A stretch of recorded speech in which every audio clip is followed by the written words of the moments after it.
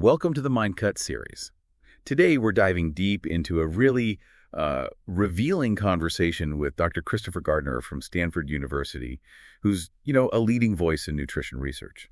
Yeah, and our goal today, especially for you, the learner, is to pull out the core insights, the practical stuff from this big discussion. We want to get clear on the fundamental what, why, and how of nutrition, but, make it easy to grasp. Absolutely. Yeah. We've got some really rich material here. I mean, it covers everything from, is there a single best diet, to the complexities of processed foods, and even digging into the science behind protein. Right, so our mission is to distill all that down into clear, memorable nuggets for you. Okay, so let's just jump right in. The conversation kicks off with that big question. Is there really one ideal diet that works for everyone? Well, the first thing that hits you is just the incredible variety of diets people thrive on globally. You think about cultures historically eating mostly high-carb stuff like corn and beans versus, say, Alaskan Inuits with traditional diets super high in fat from things like whale. Wow, yeah. That huge difference right there, it sort of challenges that idea of one single perfect way to eat. It really does. The consistent thing, though, the worry,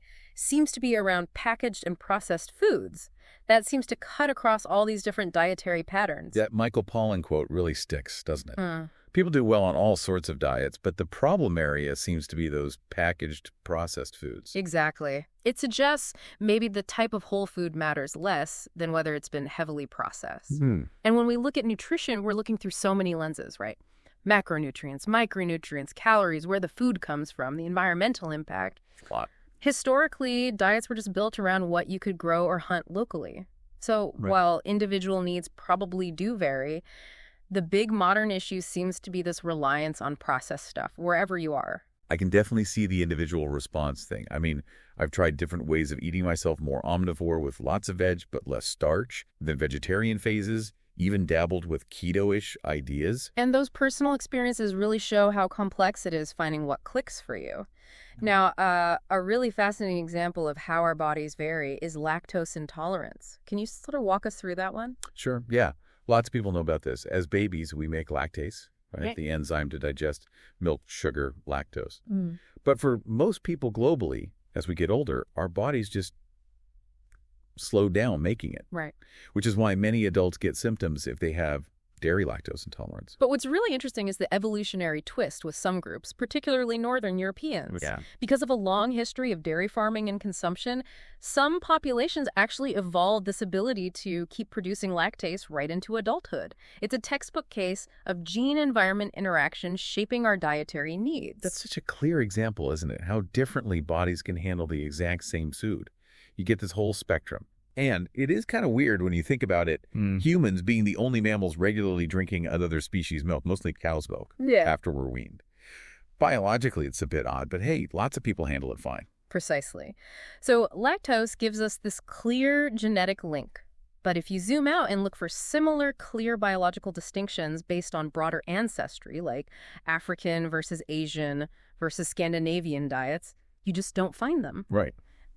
Which brings us back to that much bigger, more complicated issue, processed foods. It's clearly about way more than just, artificial additives, isn't it? Oh, absolutely. We need to unpack what processed really means here. It's not just the dyes and preservatives people often think of. We're also talking about foods packed with calories, but maybe low on actual nutrients, often low in fiber, too. Yeah. Let's start with food dyes. They've been in the news, right? With some recent bans like red dye.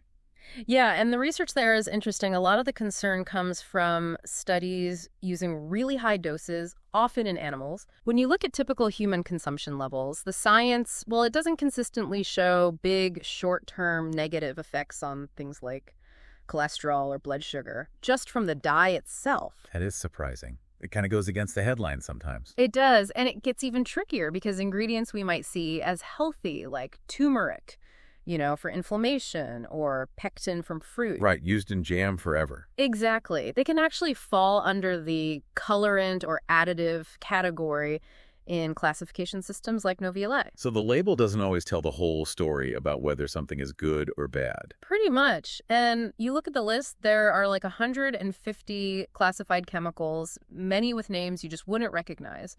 Then there's the GRAS system, generally recognized as safe. Okay. Historically, the FDA basically admitted, look, there are so many of these. Comprehensively testing every single one is just a massive challenge. Yeah, that feels a bit unsettling. Thinking about all the stuff in our food we don't really know. Yeah. And you hear that idea, right, that highly processed food is so artificial, even bugs won't touch it. That's a powerful image for sure. But then you hit the wall of practical reality. How so? Well, if you suddenly banned all these additives, some estimates say you could be taking like 60% of the food off current grocery store shelves. Wow, 60%. That's huge. Yeah. So then the massive question is, what replaces it? Yeah. How do you get nutritious, affordable, accessible food to everyone, especially families juggling time and money? Exactly. And it's not just the obvious junk food, Some whole wheat breads, yogurts, salad dressings, even basic tomato sauces can be classified as ultra-processed. Right. It's complicated. Super complex. And then you look at comparisons between the U.S. and Europe for the same product. Yeah. You hear about things like Nutella, maybe Fruit Loops, having different ingredient lists, potentially using natural dyes in Europe while the U.S. version uses artificial ones. So why the difference? Are U.S. regulations just less strict? That's the question it raises. And it suggests that maybe the food industry could reformulate things if regulations changed or there was enough pressure. It makes you think about standards, definitely. And these classification systems like Novia, while useful, they're not perfect, right? They have their own issues. Absolutely. Which leads us nicely, or maybe not so nicely, into the world of nutrition research itself. It's challenging. Yeah, you hear that a lot. It seems really hard to do good studies. It is. Designing studies where you isolate multiple dietary changes in humans over a long time in a real-world way, it's incredibly difficult. Ethically, practically, big hurdles. Makes sense. Scientifically, you want to change just one thing, right, to see its effect. Studying just one food dye in people would be a massive, complex undertaking. Exactly. And then you've got the whole issue of industry funding. Always a hot topic. Yeah, and it's complicated because completely removing industry money is probably unrealistic for a lot of research. But there are safeguards, crucial ones. Like what? Things like pre-registering trials on sites like clinicaltrials.gov, defining exactly what you'll measure beforehand, having independent statisticians analyze the data, making the raw data public. It all helps minimize bias. But bias can still creep in, even subtly. Oh, for sure. Beyond direct funding, it could be how questions are framed or how results get spun. And then there's something called investigator influence. What's that? That's where researchers, maybe unintentionally, design a study that favors the diet they already believe in, setting the other diet up to sort of fail. Okay, so you need fairness in the design. Exactly. The idea is equipoise. If you're comparing diets, say low-carb versus low-fat, you should design the best possible version of each diet for the study, a fair fight. Right. And even with government funding, like from the NIH, there's still so many unanswered questions, aren't there? Which is why you often see dietary guidelines ending with more research needed. Precisely. It's a field constantly grappling with complexity. Which brings us to some big studies that tried comparing diets directly, like Diet Fits or the older A to Z study. What did we learn there? Well, those were important efforts to try and reduce that investigator bias we just talked about. Right. Like ensuring if you have a vegan arm in a study, you don't make it a crappy vegan diet just to make another diet look better. Right. Fair comparison. The Diet Fit study was big, 600 people a year, cost millions. It compared low carb and low fat for weight loss. And the result? Surprisingly similar outcomes for both groups. On average. Interesting. So no clear winner for weight loss, at least on average. Exactly. And when we talk about eating more plants, it's important to be clear. A whole food plant-based diet, as researchers often mean it, isn't necessarily strictly vegan. Right. It can mean mostly plants, maybe with some animal products included. It aligns more with that general idea. Focus on whole, less processed foods, lean towards plants. Which is different from how some people use the term plant-based. Totally. The twin study on Netflix, yeah, that one included Atkins, which is very low carb. A key finding, almost accidental, was that the low-fat group was told specifically to cut out added sugar and refined grains. So they weren't just cutting fat, they were improving the quality too. Exactly. It ended up being a much better low-fat diet than maybe the typical version. It sounds like underneath the confusing headlines, there might be more agreement among nutrition scientists than we think. I think so. It's often the details and how things are interpreted that cause the confusion. And what's encouraging now is seeing more focus not just on the hard science, but on taste, appeal, access real-world stuff like the work with the Culinary Institute of America. That sounds practical. Yeah, it really spurred this idea of the protein flip. Protein flip, what's that? It's a simple, but I think powerful concept. Instead of a big piece of meat being the center of the plate. Right, the typical steak or chicken breast. You flip it. You make vegetables, whole grains, beans the star. The meat becomes a smaller component, maybe more like a flavoring or a condiment. Huh. Shifting the proportions. Exactly. And the focus is on making these plant-forward meals genuinely, unapologetically delicious. That sounds way more appealing and maybe doable for a lot of people than just saying, eat less meat. Mm-hmm. Now, about the words we use, plant-based seems to cause a lot of confusion.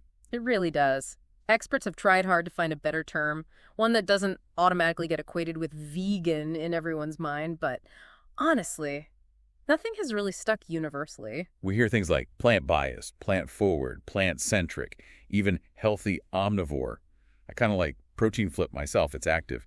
Describes the shift. It does capture the action well, and this is important because U.S. meat consumption is, well, pretty high compared to many other places. And that brings up issues beyond just diet, right? Like CFOs, concentrated animal feeding operations. Big time. Huge concerns there about animal welfare, worker treatment, Right. And then environmentally, if everyone switched to purely pasture-raised meat, we literally don't have enough land. It would take multiple planets worth of agricultural space. Wow, so it's not a simple solution. Not at all. Which leads to the idea of maybe eating less meat overall, but focusing on better quality meat raised without routine hormones, antibiotics, maybe fed more appropriately. Like supporting more diverse farming systems instead of just huge monocultures. Exactly. Which ties back to transforming the American diet.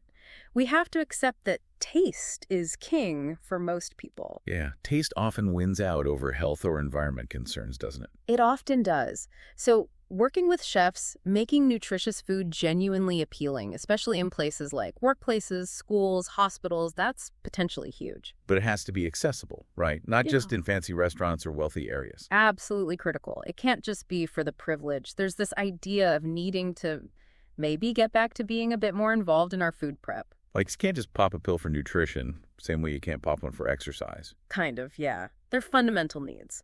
And the sheer convenience of ultra-processed food is a massive factor in why we eat the way we do now. We saw efforts to improve school food, like Michelle Obama's initiative, but they faced challenges. Big challenges with implementation.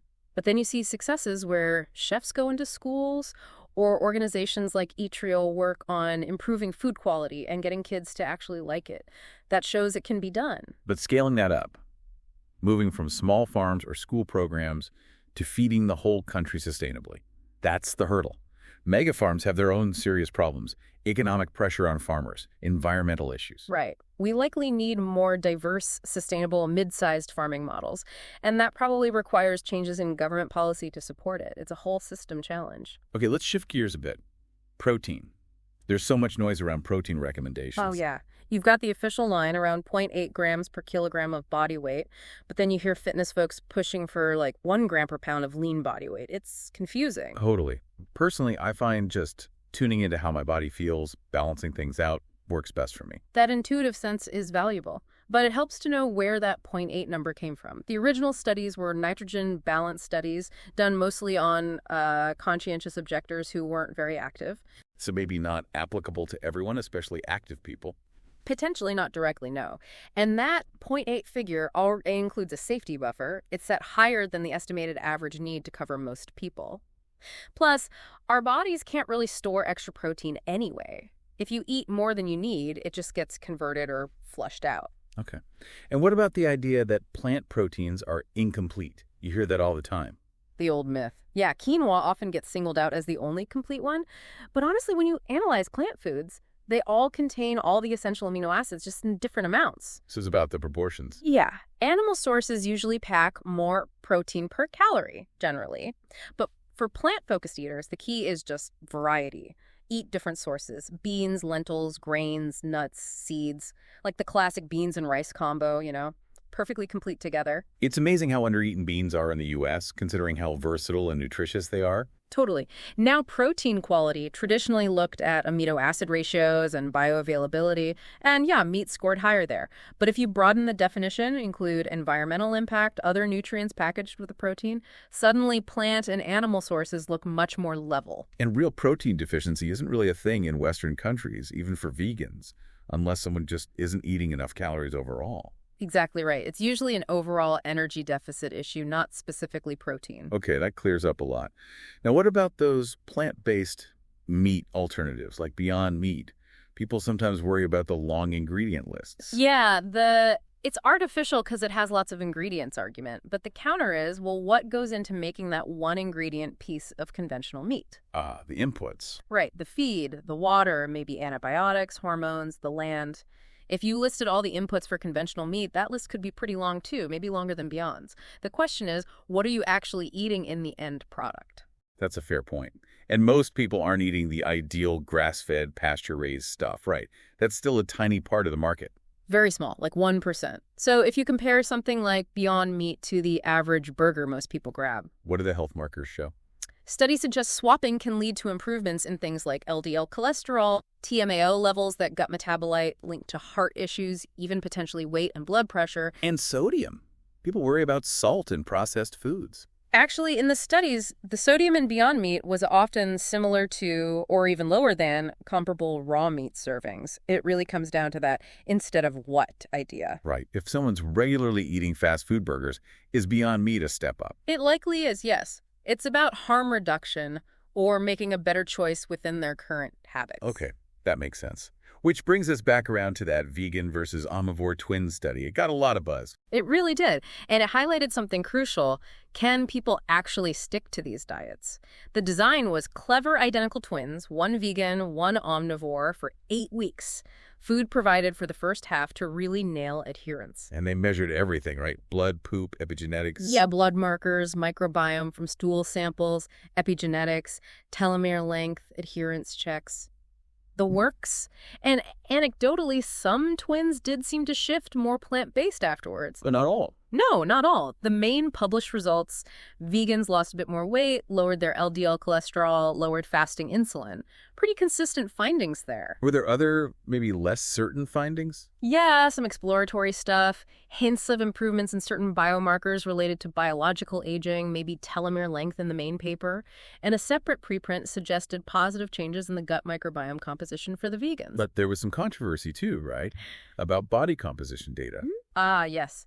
Some criticism arose because body composition, DXA scan data, was mentioned, but it came from a subset of twins who also did an exercise program, which wasn't part of the main dietary study protocol published in JAMA. So mixing different studies. Kind of. It shows how tricky it is communicating complex science, especially via popular documentaries.